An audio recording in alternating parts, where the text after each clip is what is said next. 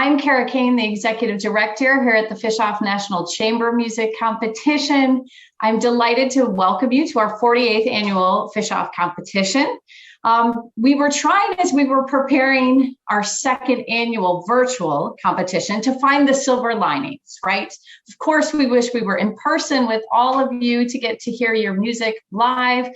But we were thinking about, one of our greatest assets in this weekend is giving you access to these phenomenal jurors.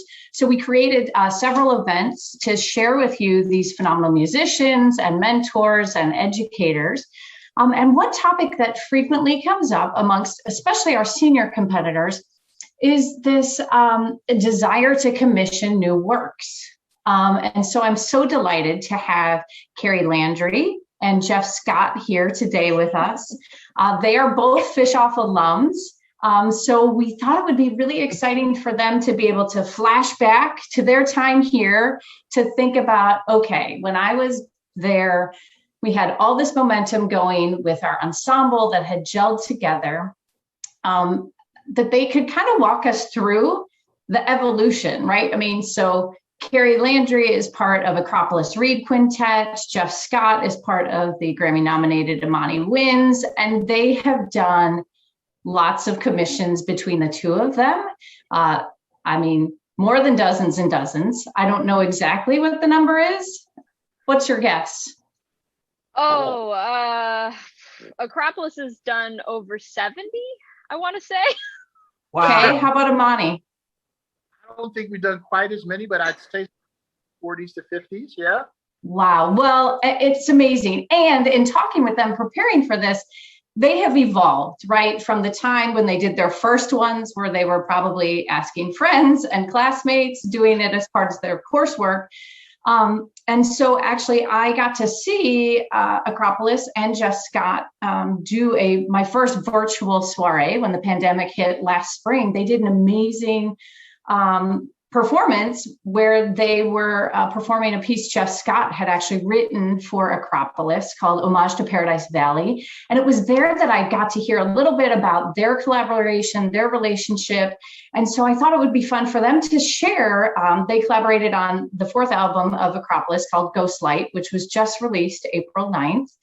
And so I thought that they could, like I said, flash back to where they were, but then also that Jeff can give this perspective of sharing the secret sauce for a composer, right? Like, how do you get a composer to say yes? How do you collaborate in a way that just makes it the best piece that it could be? And so I wanted to start, and maybe I'll start with you, Kari, to say flashback to your time, which was just a couple of years ago. 2014, I think was the last time you guys were. Yep. Okay, so that's not that long ago. And think about what the role of commissioning was here when you were here, and walk us through, like, in the beginning stages, what was it like to commission a piece? Oh, yes. I have such fond memories of Fischoff, and folks might be interested in knowing that Akropolis went to Fischoff 3 times before we won our gold.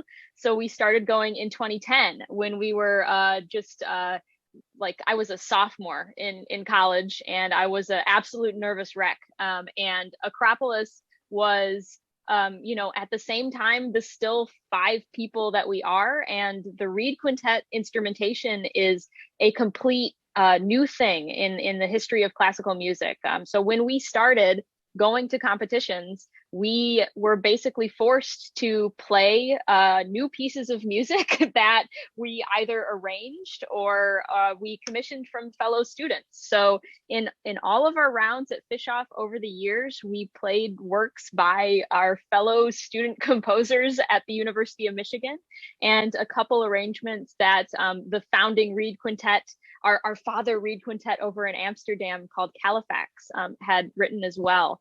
But our journey with creating new music was almost the same part of our journey as our inception. I don't think we would have been able to exist if we hadn't done that fun work, and that was what fueled us in the first part, to form our group and to go to competitions. And so it was a very daunting experience bringing all of this unknown music to a place like Fischoff and then playing it alongside these other just amazing ensembles, but also this amazing and historic repertoire that has existed for hundreds and hundreds of years. And we're playing pieces that have been around for maybe a few months. And so that right from the beginning was very, very challenging. It taught us so much about our individual voice and what we wanted to say as artists. And it also just really fueled us to figure out what we sounded best at. And competitions are a great teacher for that. You know, when we would go to competitions and not succeed with pieces that were brand new, we learned essentially how to work with composers to make the music even better for maybe the next go round. So it was this amazing teaching mechanism. And, you know, by the end of our Fischoff journey in 2014, you know, that was actually probably in the teens of pieces that we had commissioned by that point. So some of the original stuff right from the beginning didn't actually, you know, make it to the gold, but it was an amazing learning process that made us just better and better and better, being able to just work with our fellow students. And like Kara was alluding to, you know, these were just people that we could not afford to pay money at the time, and they were just equally as excited that their pieces were being programmed on a competition circuit, you know. And so it was this mutual trade, this mutual friendship of just trying to see who would want to write something for us and just be happy that it was getting out there. So that's really the flashback for us. And it was very, very fun to be able to champion all of that new music throughout all of the competition journey. Wow. And now how about for you, Jeff? Where did you guys start with the commissionings? Now, had you already commissioned works by the time you got to Fischoff, or did that come after? I think the commissioning came afterwards. We always had a strong platform of promoting music that was either written by Valerie Coleman, our original flute player, or myself, either original works or commissions. A lot, sort of in the same vein is what Carol was saying, that, you know, the repertoire, there's standard repertoire out there. A lot of what we wanted to play, though, hadn't been composed yet, you know, at least in the style that we wanted to play in. And so we ended up doing a lot of arranging because we had a focus of a style of music and a representation of music that we wanted. And at the beginning of our career, it just wasn't there, and we didn't have the fundings to you know, and the wherewithal, I don't even think, to really go for it as much as we ended up consequently doing. So we rested all that on the shoulders of ourselves. And so Valerie and I just, you know, if it wasn't there, we said, well, just compose it, you know, fill the void, you know. We would think of programming in terms of a meal, like a menu, like want to start your concerts off with like a little appetizer, and there's always got to be a main course, and there should always be a dessert. And so wherever we didn't have the bar that didn't fit, you know, that portion of the meal, we would just set about composing it or arranging it.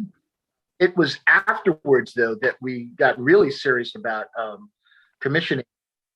Mainly, you know, it's impossible for two to do it all.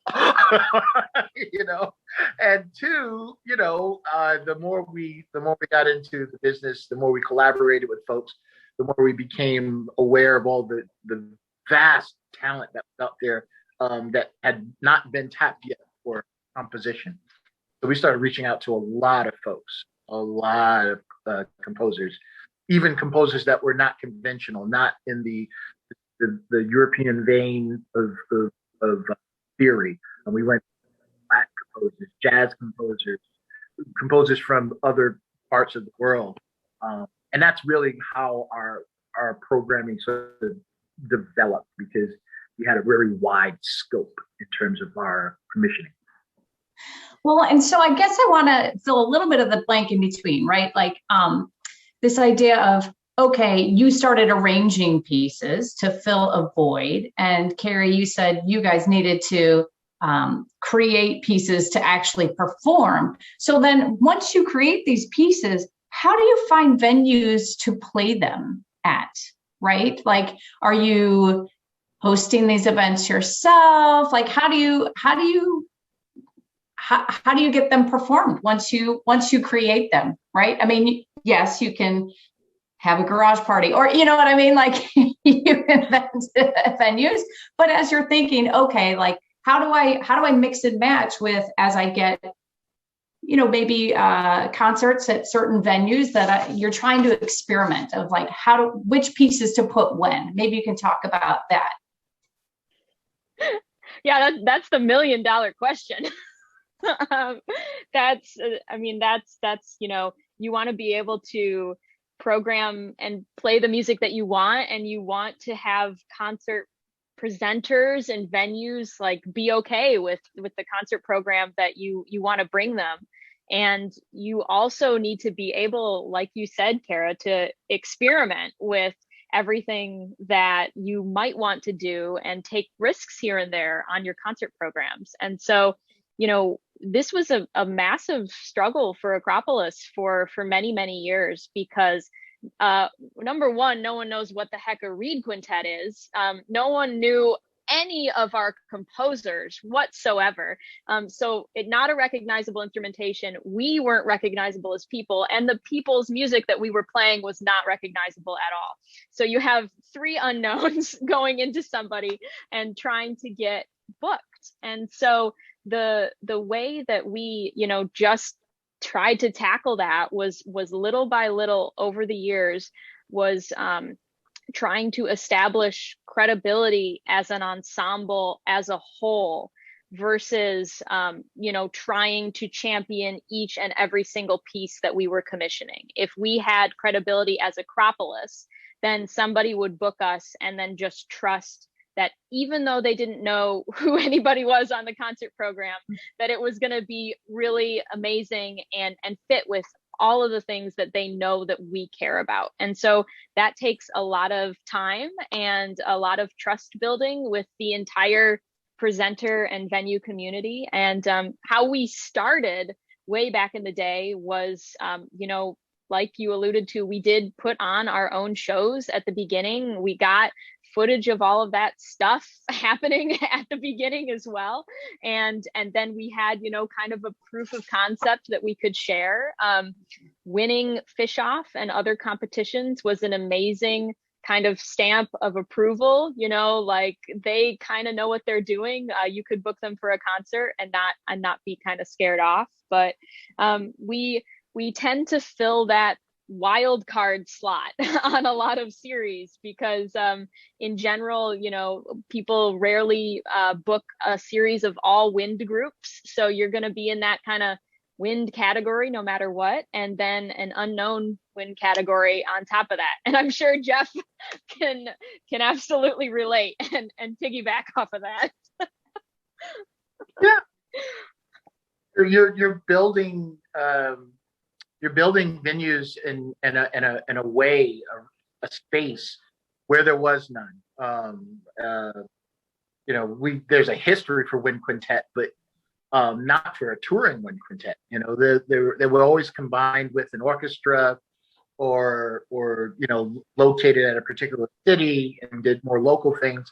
We were aiming to do this as a full-time thing, touring all over with limited repertoire.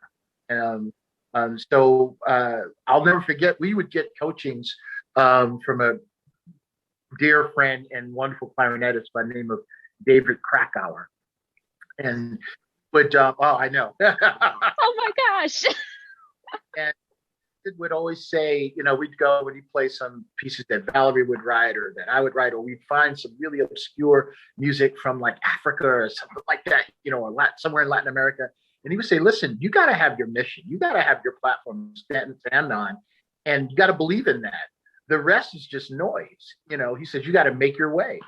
And, that was a tough one to stand up to, because we had, like Kari was saying, you have these presenting organizations that want recognizable composers, and they want music that, their constituency, their patrons are going to recognize. And then you have management that wants to book you. So they're like, could you just rein it in just a little bit? a little less Jeff Scott, please. A little more Hindemith. A little Ravel, please. No. So there was a lot of this, but I have to say, the group, we leaned more towards the newer music, more towards the arrangements and original music by myself and Valerie, and we would wait for the management or the presenting organization to come back to us and say, "Hey, we like your program, but," and then we throw like one recognizable thing in. Because I could not live my life playing Donzi and Rika. I just couldn't. I wasn't going to do that, So there it was. Hey, I like Donzi.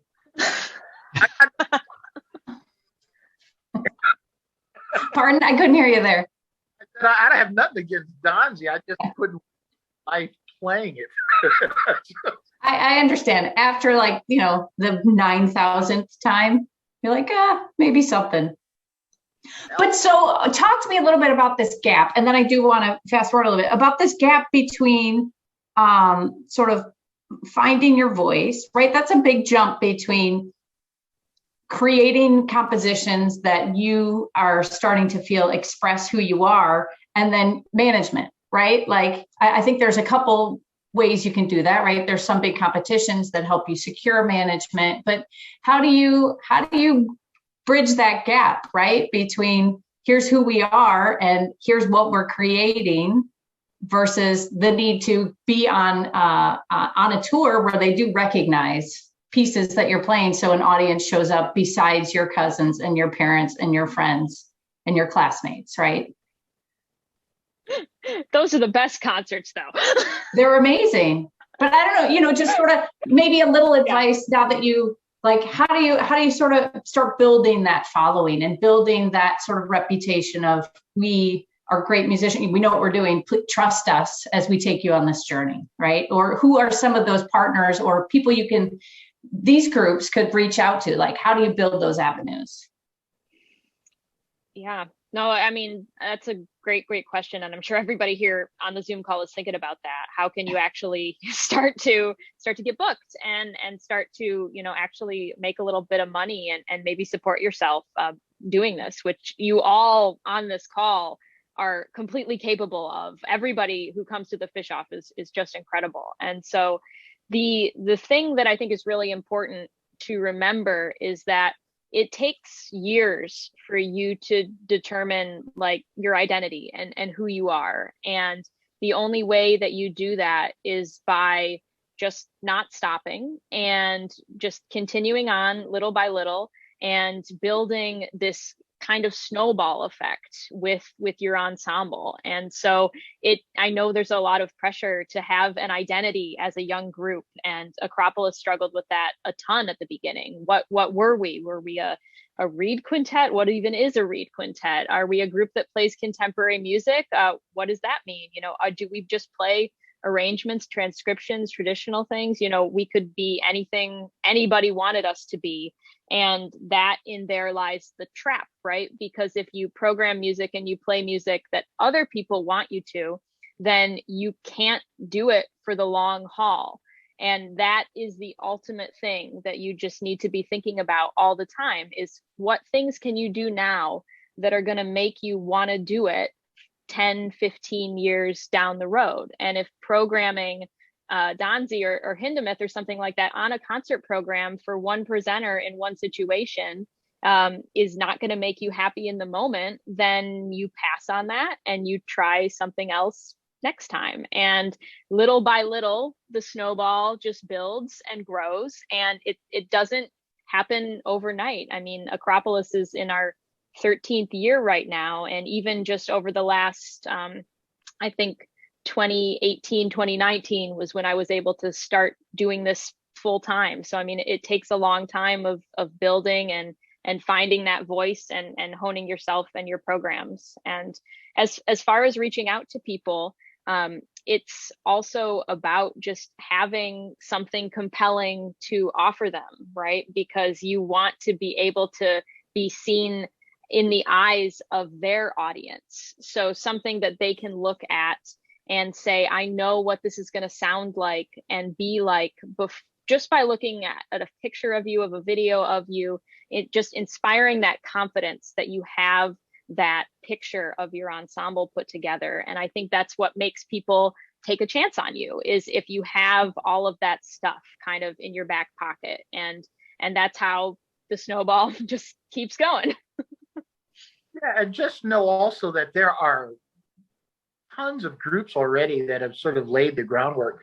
I mean, the Chronoses of the world, the Eighth Black of the world, they're out there. They've been paving the way for new music. And so there's not to say that you could just turn your back on traditional venues, but if you have a platform, I really believe you can believe in your music, and if you embrace it and support it by creating new music that supports that mission, you will find the venues, or the venues will find you, and the right management and all that will sort of gel. Like Kari was saying, it will take time because all of that needs to develop. But you don't have to be everything to everyone, because that's not an identity. That's a cover band. That's you have to be what you believe in, and then allow yourself to collaborate, jam with, partner with people that have a similar sort of, thinking about music, and all of that then starts to gel. Yeah, that's amazing. So this is a really nice segue of this idea of how to find those partners that are like-minded, or maybe not like-minded, but you want to work with, right? Because they challenge you, or you're interested in what they have to offer. And so, Kari, I think you mentioned you didn't personally know Jeff before your guys' collaboration. You obviously knew his work and his amazing music. And so maybe you guys could talk a little bit about what that was like. So once you get beyond your classmates and your friends, and I mean, I know you guys all probably have all talented friends that are composers, but once you get beyond that and you're thinking about, okay, this is something, this is the direction we want to go, and we think this person would be a great collaborator. How does that start? Okay. Oh, yeah. I mean, we did not know Jeff personally before we commissioned Jeff. And he, of course, and his quintet was basically like our idols. We were coming up. We wanted to be like them. We saw them having a career doing it, and we just had so much admiration and respect for them. And so it was always like in the back of our mind, like, we got to do something with any of them, in any way possible. And so we always just loved Jeff's music, and especially he's just a killer French horn player, and we don't have that in the Reed Quintet. So we love that. And so it started by, honestly, when we reached out, it didn't feel like an out of nowhere ask for us. It felt like there was already a connection there, because we had, basically followed them for so long, and we knew so much about their career, and they helped us in so many ways that they probably didn't know about by just existing. And so when we reached out to Jeff, it felt like a very, very natural way to work together. And honestly, it just clicked almost immediately but with the idea and the collaboration. And so we started the collaborative process, as we do with pretty much every composer we work with, by not really having a vision for the piece yet, but for Akropolis and for Jeff to really just get to know each other first, so that in the way that we work together, it was the most genuine between the six of us, that we could come up with the best thing that suited everybody possible. So Jeff was on tour with Imani in Detroit. We invited him out to hang out in Detroit. We went, got lots of sour beer, went to the Charles H. Wright Museum of African American History, and we're just like poking around the city, talking about where we were, and seeing if anything struck inspiration with him. But it was this place of, let's just develop the friendship and the connection first, and then we're going to go from there and see how this might evolve into something that means a lot to all of us. And I have to say that the piece Jeff wrote is like one of the most meaningful pieces that has ever been written for Akropolis. It's so powerful. And so that came as a result of all of that kind of pre-friendship and everything, and that cultivation and back and forth. And so it's putting in that time to develop those relationships with the people that you truly like, think that something special will happen there between all of you. And even if you don't know the person, you can make it happen. I don't think I could have said it any better. Kari kind of said it all, because it's about getting to know one another. It doesn't always work out that way. You might get in touch with a composer that just has too busy a schedule, or maybe you have a previous relationship with them. You can just trust that they're going to write you something wonderful. But for me personally, not only when I'm composing, but being part of Imani Winds, when we are reaching out to composers, I too like to have that sort of personal touch, that in person's like let's just hang out. Let's just find out what we all like, what makes us all happy about music, and what interests us, where we're going in our careers, what we're thinking about politically or socially or whatever. Get all of that into the gumbo, let it percolate, and then we leave the composer to their own. I feel like the composer has a little bit of us to take with them. And that's what Akropolis gave me. They gave me themselves and their personalities and their desires in music and their histories, and I combined that with the inspiration of going to the museum, the Charles Wright Museum, and that's all I needed from that point. And of course, staying in touch and collaborating for me means I might annoy you along the way.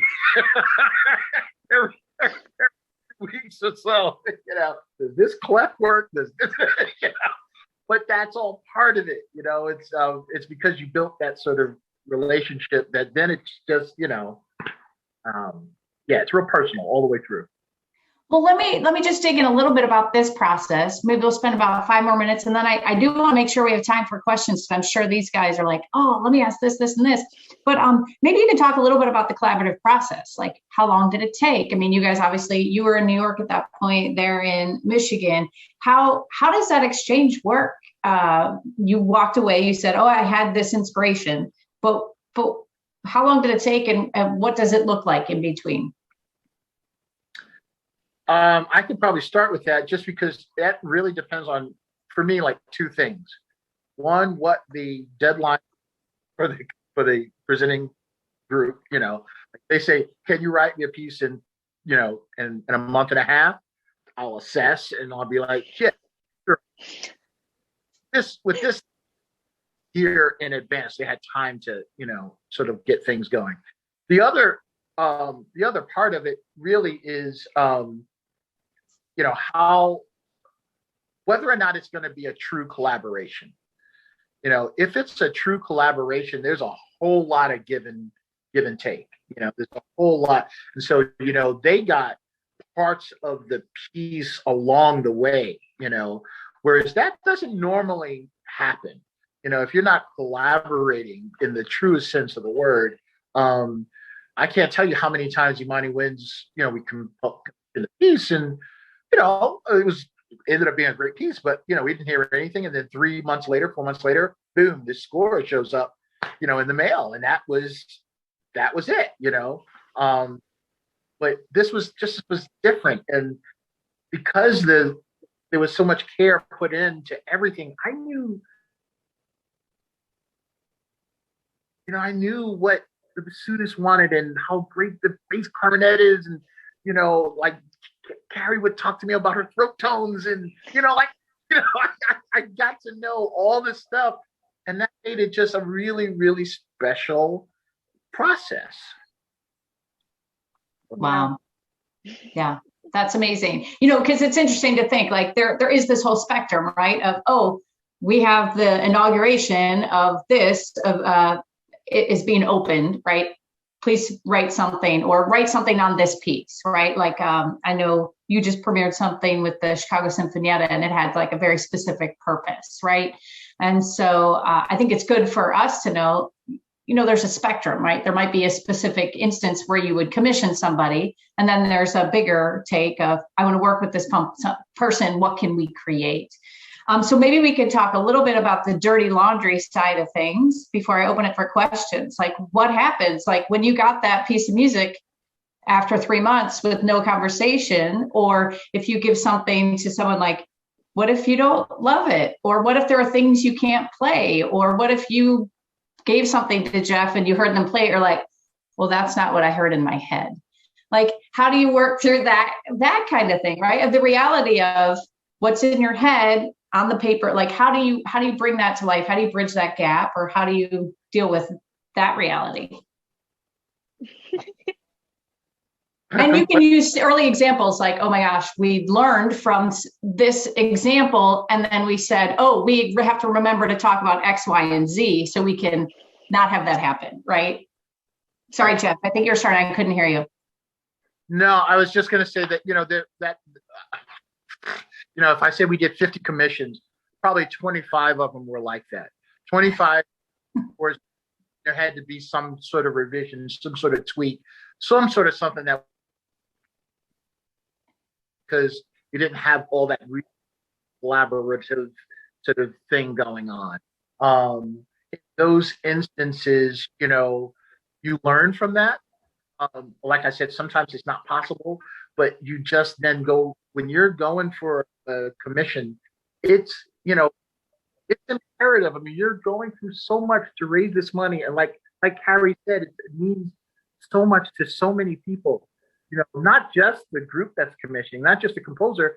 It means to the presenting organization, perhaps. Maybe they're being a co-commissioner, or to the organization, like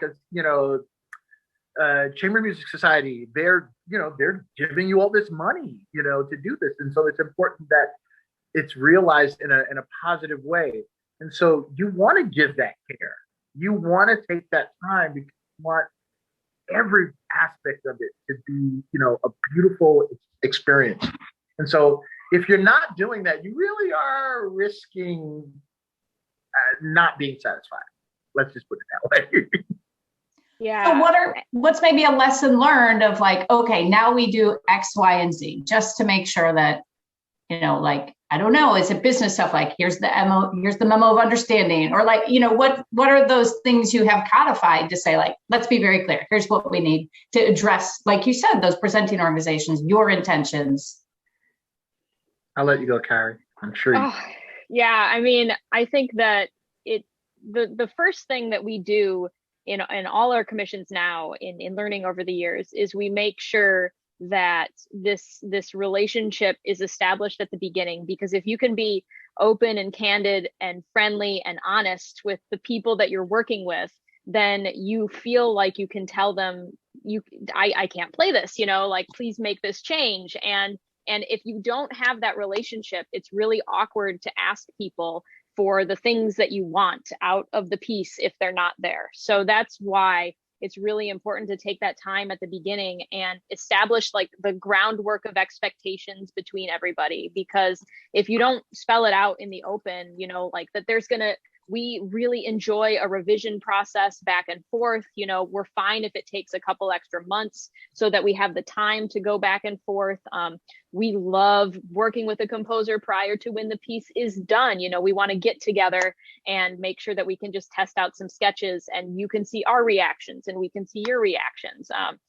So all of those kind of things, we make sure that it's just everybody's on the same page when we start a process, so that it doesn't happen where, Jeff just hunkers down and then the next thing we know, he sends us this amazing 25-minute piece of music that we've never heard before, so like, which could be great, but it also could be absolutely, the thing that we weren't expecting. And so we learned that the absolute hard way at the beginning by not having those relationships with some people that we commissioned right out the gate. And so I think if everybody's on the same page with expectations, then that's when you can truly, have that back and forth and be open and honest about what you want. And I think the other like just thing that we have taken away, and Akropolis plays some crazy hard music. And so one thing that we have taken away is that there is absolutely no shame in asking a composer to make something more playable so that you sound better on it. It happens a ton. In every single piece that we commission, we basically say to the composer, if you change this just a little bit, it's not going to sound as clunky and it's still going to have the same effect. And we're going to be able to wail on it. And probably no one will ever know that it is different than what you originally had. So there is no shame in asking somebody, like, can we work through this insanely technical hard passage to try and make it better, finger wise, air wise, whatever it is. So that's something that we were really nervous about doing at the beginning of our careers, because we wanted to seem like we were just like beasts and could do it all and uncompromising. And you just gotta make the best music for you in the moment. And so ask your composers to change stuff if you can't play it. Now, Jeff, on your side, how do you help, really coach your collaborators to say, oh, this is really what I'm looking for, or this is what this means? What's that process like? Kara, I don't think you could have asked a better question. Any composer that tells you that when they finish writing the notes on the page, that it's all self-explanatory and you're able to take it from here is lying, or they just don't collaborative music. We all use the same 12 and the same articulations and the same words, fast, slow down, speed up, whatever. But your voice as a composer can only be realized by a connection with the performers. I can't tell you how many times we've had the best coaching has been when a composer has been in the room or on the phone and they sing the music to us. Like this, I can't tell you how many times, because the voice that you have as a composer is only being sort of like interpreted by the notation on the page. And then that has to then be conveyed in the way that you envision it by other people who can't live inside your head. It's just no. And so having those conversations have been the best ways to get the voice of the music, from your conception to the performers. I can't say it any other ways. It's the best way. It is or Mozart. How many ways can you interpret Mozart? But if Mozart were in the same room, do you think he'd approve of the way you're doing it? How great it would be to have him sitting in the room and say, no, these are the way I like to play those eighth notes, So you take that time to make those connections and try to get, the best interpretation of your music realized. I tried subtly to write in the chat if anybody has questions, but I will be happy to open it if you want to actually. It looks like we've got one there. Yeah, please unmute yourself. Sorry, I was trying to write it down, but I am really bad expressing myself in writing down. Can I speak a little bit? Yes, please. Okay. Sorry. It's like we are thinking with our ensemble, we work with some composers, and at first times it was difficult because it was not like a really collaboration. And about this term you were talking about, and I wanted to ask you, as an ensemble, how can you collaborate with a composer, but without I don't know how to say it, without putting some barriers to the composer, like to let the composer free, but going in the same way, in the same train, because sometimes it's difficult. I don't know how to say it. Sometimes it's difficult, and we don't want to cut we want to let the composer fly, but we also want to say what we think about. But sometimes it's difficult to say it without letting the composer fly. I don't know if I have expressed it correctly. So, sorry for my English too. Sorry. Oh, that's a great question. Well, one way that I think I'll answer it is that, if you have, something that you want to say, and if the composer is kind of saying something else, then it might not be the right collaboration for the right thing that you want to say. So Akropolis actually has like a big old crazy list of people that we would absolutely love to work with, and we know that they would love to work with us, but we kind of just wait for the right projects to come along to pair people up for things, so that it's not just us asking random person that we love to write something for us at a random time and us trying to figure out what the box is, but waiting for our boxes to really align so that we feel like we all have this freedom within the singular goal of what we're trying to say. So I think that might be something that you could try approaching, is if there are a few different composers you want to work with, let the opportunity germinate just a little organically with what you all might say together, rather than, forcing people to do certain things at certain times. Jeff might have something else too. That's the soul of it, how Kari explained it. I think sometimes, especially when you're talking about very avant-garde composers, where they're trying to find a way to express music that's not, that requires a lot of special techniques on the instrument, or they're trying to just find a very unique voice that they haven't, again, in their mind, but it has to be expressed, and it's not a natural thing for the instruments that they're using. You have to, as an ensemble, say to yourself, are you ready to go through that process, that journey? Because I think, the conversation has to be had amongst the ensemble if you're willing to stretch like that, because that process sometimes can be very frustrating, and you hit up against a lot of walls because you don't sound good doing a lot of these things. It doesn't make you sound, like Harry's saying, you want the music to sound like, like you've got it and you can control it and you can wail on it. But maybe this music is challenging you or some people in your ensemble in a way that doesn't make them feel very comfortable. You have to be willing as an ensemble to really want to go there. If you're not willing to go there, then, maybe like Kari was saying again, maybe that's not the right project right now for you.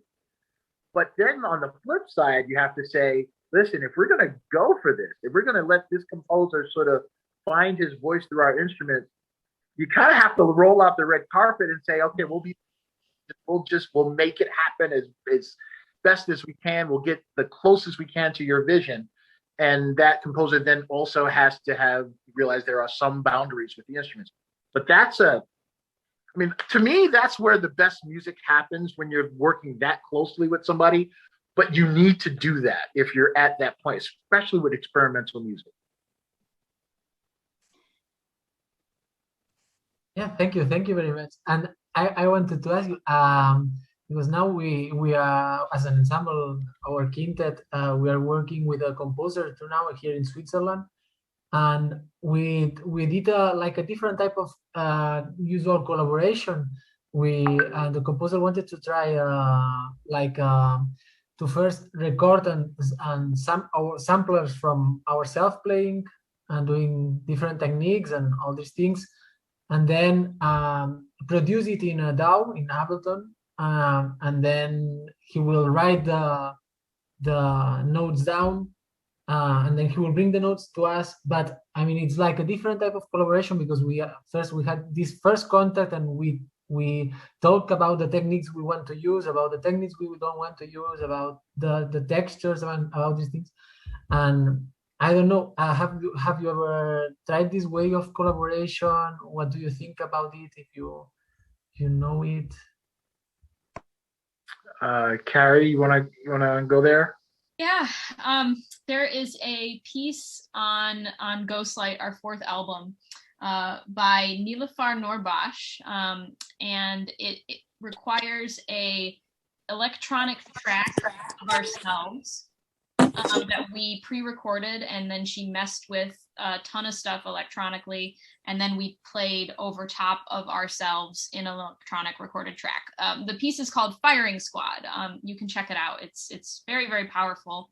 And so that was like a thing that Jeff was talking about, stretching ourselves. We had never played with a pre-recorded, composed electronic track of ourselves with very extended techniques that asked a lot of our instruments, but we had to go all in to make it happen and to make it sound as powerful as it does. And so I think that there's so much joy in trying things that you've never done before, if you have that open mindset.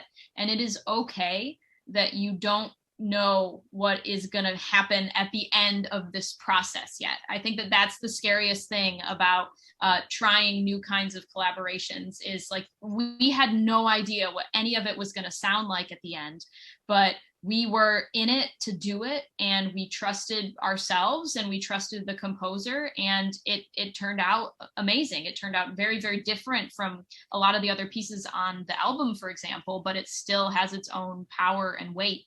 And so I think that that's just one way that you can approach it, is it's okay to not know what it's going to sound like in the middle, of this collaboration. So just try and do everything you can with as much conviction right now, and then just trust that it's going to come together.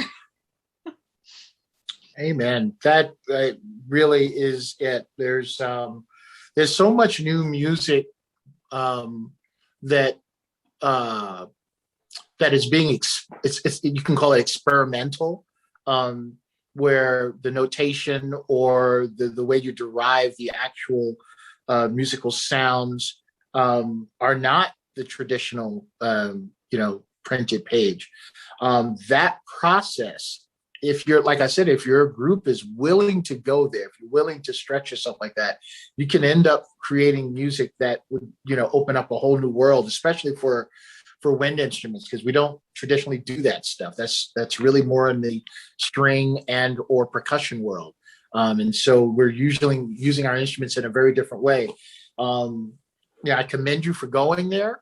And if your group is willing to go through the process and be stretched and disagree on some things. Like sometimes, I'll never forget going through the same process. We were doing a piece by a composer by the name of Simone Shaheen, and everything was about quarter tones. There was almost no natural tones of their traditional European diatonic scale that we were playing. And only this composer in our midst knew when we were not playing a true quarter tone. We don't hear quarter tones, naturally. And it was frustrating. But after we went through the process and we heard the playback of some of the music, it was some of the most beautiful stuff we'd ever heard in our existence at that point. But it took, and I'll admit, I was one of the ones that was just kind of frustrated by the process because I couldn't hear when I was right or wrong. It's very frustrating. But again, stretching yourself, and that's what we're here to do. Yeah, Kari. Well, I just want to add one thing, is that if it's harder to stretch yourself if you're also worried about like all of the other things behind the piece, right? Like the money and the funding and the like, where are we going to play it, and the business and everything behind that. So as much as possible to think about all of those things first before any of these kind of creative projects happen. Because like, for example, with this piece with Jeff, we had the tremendous fortune to get a grant from Chamber Music America in order to be able to do it. And that made it so it was established that it was going to be this 25-minute masterwork for Reed Quintet. And the funding was secure. So that basically gave us like this amazing sandbox to play in, because that stress was just lifted off of our shoulders. So if you're worried about like how you're going to raise money in order to be able to do something, and also being as creative as possible and all of those things, it adds all these stressors to it. So, I mean, Chamber Music America is an amazing resource for being able to commission and get really, really great pieces of music, but there's so many opportunities out there for funding. And I would just encourage you to think about funding as its own thing that you need to put your effort into, so that you can think about the music and the art as separate from that, so that you can truly, you know, like Jeff was saying, and we're all saying, you can truly just be as creative as possible and go for it. So I do have a question from Rick. Rick, do you want to unmute yourself and go ahead and ask it? Yeah, sure. Thank you for this. It's amazing, all the information you're sharing. This question is for Jeff, and from an experienced composer's perspective, what makes you say yes to a commission request? Like, what gets you excited about collaborating with a certain group, especially when it's a recently formed group or a young group? That's a great question. Rick, I think that as a composer, you're always looking for a group that is interested in you.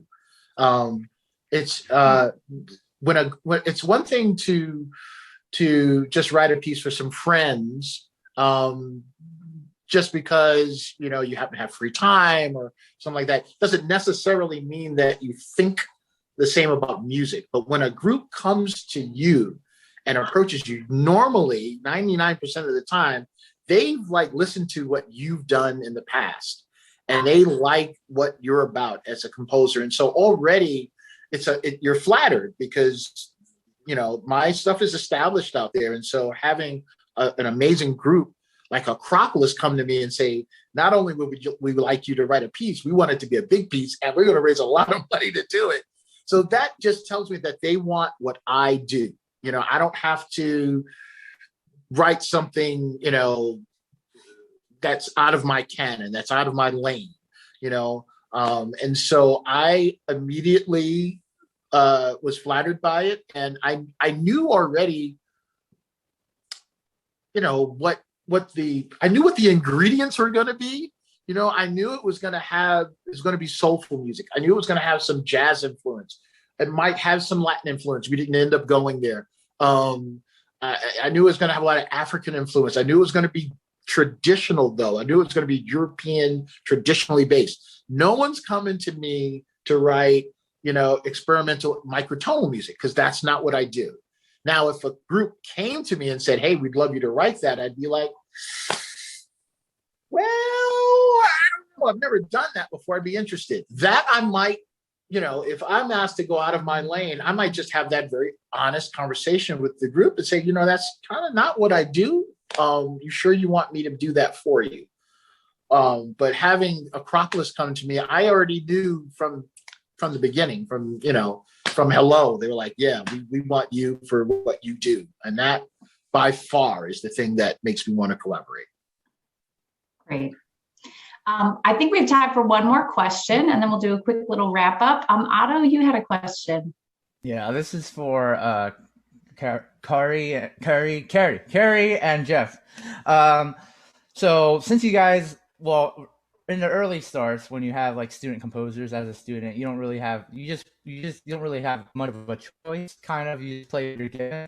But when you're established and you've gotten so many commissions from all these wonderful composers and stuff, how do you guys decide on what you guys like, and what you guys want to like perform or program. Not to say it like some of the pieces you get are like not good. I'm just, because obviously just it's subjective. So like, how does Akropolis decide on like, oh, we like this piece, and how does Imani Winds decide like, oh, we like this kind of music and stuff? How do you guys determine that? Yeah, we have a funny way and then a real way.